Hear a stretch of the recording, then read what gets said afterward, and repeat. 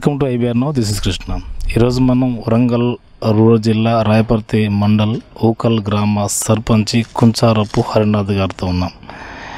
తాను క్రితం ఈ గ్రామంలో తెలంగాణ ఉద్యమంలో తెలంగాణ పార్టీలో వండుకుంటూ ఇక్కడ అంటే స్థాపితం కూడా పార్టీ స్థాపితము, జెండగద్దె కూడా కట్టియడము, ఆ తర్వాత కొన్ని అనివార్య కారణాల వల్ల ఒక 4-5 సంవత్సరాల తర్వాత కాంగ్రెస్లోకి మారడం, తర్వాత మళ్ళీ కూడా అనుకూల పరిస్థితుల వల్ల టీఆర్ఎస్లోకి రావడం, మళ్ళీ అదే వ్యతిరేకత పరిస్థితి రావడంతోనే ఇదైతే బాగలేదు ఈ గ్రామ ప్రజల అభిప్రాయం మేరకు దాదాపు ఒక 20-25 సంవత్సరాల ఈ యొక్క సుదీర్ఘ రాజకీయ ప్రస్థానంలో తెలంగాణ మూమెంట్లో కూడా చురుగ్గా పాల్గొంటూ ఇన్ని అనివార్య కారణాలతో తప్పని పరిస్థితుల్లో మళ్ళీ కాంగ్రెస్లోకి పోయి కాంగ్రెస్ మద్దతుతోని విజయకేతనం ఎగురవేసిన హరినాథ్ గారితో ముఖాముఖి. సార్ నమస్కారం. సార్ నమస్కారం సార్. సార్ ముందుగా మీరు మీ యొక్క గ్రామ ప్రజలను ఉద్దేశించి మీ యొక్క అనుభూతి. మా గ్రామ ప్రజలు అంటే మాకు మొదటి నుంచి చాలా అందరితోటి చాలా సన్నిహితంగా ఉండేది. వాళ్ళు అందరూ నాకు అన్నదమ్ముల లెక్క కలిసి మెదిలేది. అది నాకు ప్లస్ పాయింట్ అయింది. సో మీరు ఇప్పుడు కాంగ్రెస్ అంటే పార్టీ తరఫున మీకు మద్దతు పలకడం వల్ల ఇక్కడ విజయకేతనం ఎగురవేశారు కదా. సో మరి మీకు ఈ గ్రామంలో ఎలాంటి అభివృద్ధి పనులు అంటే ఎలాంటి సమస్యలు ఉన్నాయని మీరు భావించారు? సమస్యలు అంటే చాలా సమస్యలు ఉన్నాయి. మొత్తం టోటల్ సీసీ రోడ్లు, డ్రైనేజీలు,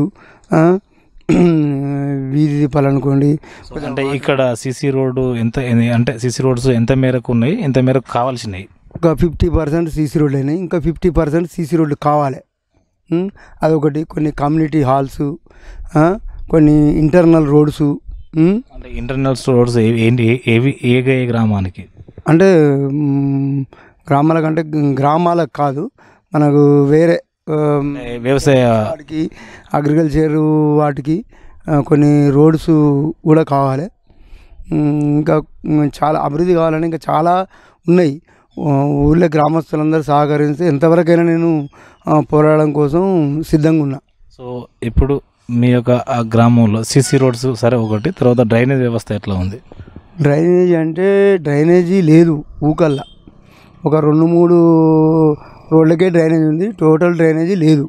ఓకే సరే. ఇక్కడ ఇంకుడు గుంతల పరిస్థితి ఏమన్నా మెరుగుపరిచే అవకాశం ఉందా?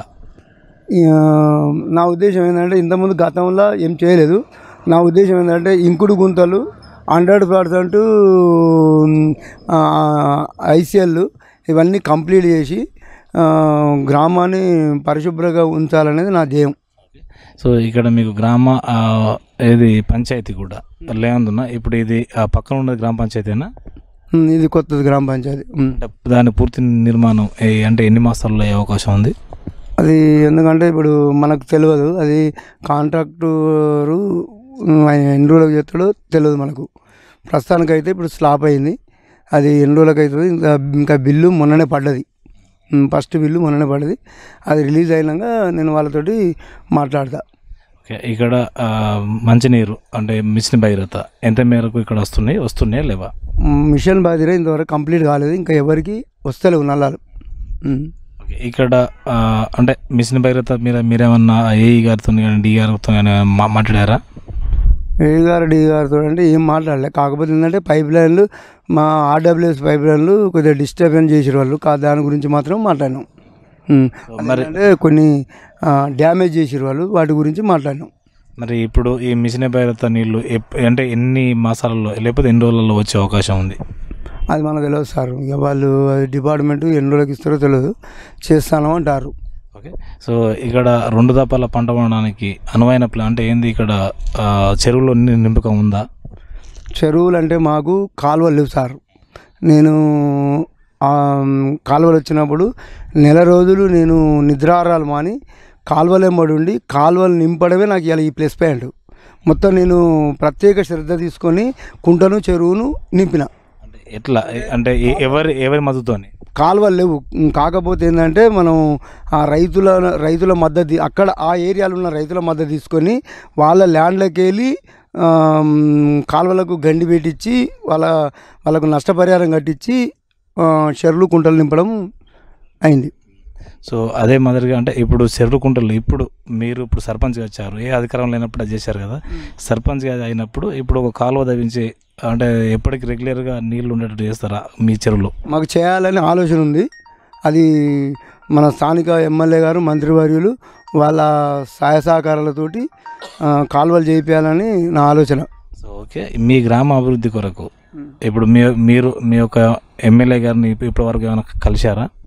ఇప్పటి వరకు గెలవలే, భవిష్యత్తులో గ్రామాభివృద్ధి కోసం కలుస్తా. సో ఒకవేళ గ్రామాభివృద్ధికి ఇంకెక్కువ నిధులు కావాలంటే పార్టీ మారే అవకాశం ఉందా? అది ఇప్పుడు ప్రస్తుతానికి ఇప్పుడు ఏం చెప్పలేం. అంటే ఎందుకంటే మీకు అంటే ఒక 2-3 రకాల సపోజ్ మీకు నష్టం జరగవచ్చు, లేదంటే అందులో మీకు ఏమన్నా విభేదాలు రావచ్చు. సో అలాంటిది ఇప్పుడు రాకుండా చేస్తామంటే సో మీ గ్రామానికి, మీ గ్రామ అభివృద్ధి కొరకు సో అంటే మీ ప్రజల అభిప్రాయం ప్రకారం ఎలాంటి నిర్ణయం తీసుకుంటారు? అది ఇప్పుడు ఏం చెప్పలేము సార్, ఇప్పుడు ఏం చెప్పలేము. అది కాలమే నిర్ణయిస్తాంటారా? కాలమే. సో మీ గ్రామంలో ఒకవేళ డబుల్ బెడ్రూమ్ కనుక ఏదో అవసరం ఉంటే ఎన్ని ఇక్కడ ఎక్కువ అంటే పట్టే అవకాశం ఉంది? డబుల్ బెడ్రూమ్ అంటే దగ్గర 100-150 ఇండ్లు అవసరం ఉంటాయి. ఎందుకంటే ఇప్పటి వరకు ఇండ్లు ఎవరికి రాలే, డబుల్ బెడ్రూమ్ ఇప్పటి వరకు ఊకల్లో స్టార్ట్ కాలే. ఇప్పుడు ఏమైనా స్టార్ట్ అయితే ఇప్పుడే ఫస్ట్. ఎందుకంటే చాలామంది ఇల్లు లేని వాళ్ళు చాలామంది ఉన్నారు. మినిమం 150 మంది అనుకుంటారు డబుల్ బెడ్రూమ్ అవసరం. మీరు ఎప్పుడు మీ యొక్క రాజకీయంగా స్టార్ట్ చేశారు? నేను రాజకీయం అంటే నాకు చిన్న పిల్లలప్పటి నుంచే నేను రాజకీయాన్ని స్టార్ట్ చేసిన. ఓకే, మీరు తెలంగాణ ఉద్యమంలో మీ పాత్ర ఏమన్నా బలంగా ఉందా? తెలంగాణ ఉద్యమం అంటే 2001లో తెలంగాణ ఉద్యమం కోసం పోరాటం చేసినాం. ఒక 4-5 సంవత్సరాలు తెలంగాణ పార్టీలో పనిచేసిన తర్వాత అనివార్య కారణాల వల్ల కాంగ్రెస్లో పోవాల్సి వచ్చింది. అప్పుడు కాంగ్రెస్ గవర్నమెంట్ వచ్చింది, అలా పోవాల్సి వచ్చింది. అంటే మేము ఫస్ట్ స్టార్టింగ్ కాంగ్రెసే. తర్వాత ఏంటంటే తెలంగాణ పార్టీ పుట్టినాక తెలంగాణ పార్టీని స్థాపించడం, తర్వాత అనివార్య కారణాల వల్ల మళ్ళీ కాంగ్రెస్లో పోయినాం.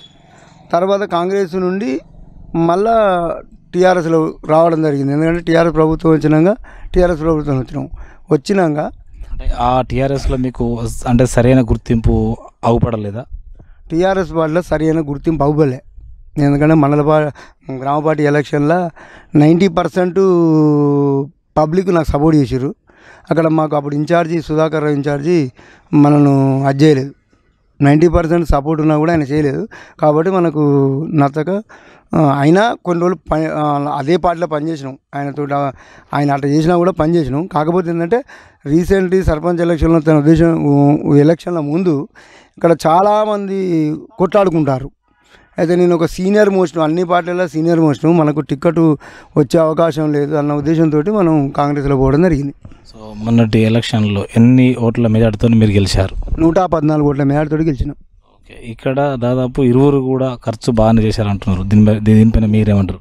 నేను ఖర్చు ఎక్కువ పెట్టలేదు, నా దగ్గర డబ్బులు లేవు. వాస్తవంగా నేను ఖర్చు ఎక్కువ పెట్టలేదు.